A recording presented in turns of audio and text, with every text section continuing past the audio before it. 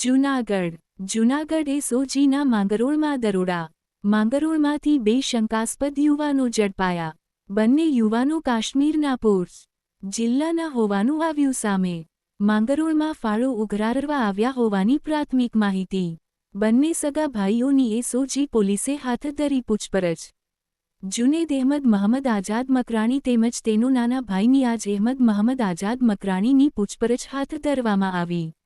માંગરોળની એક હોટેલમાં રોકાયા હતા.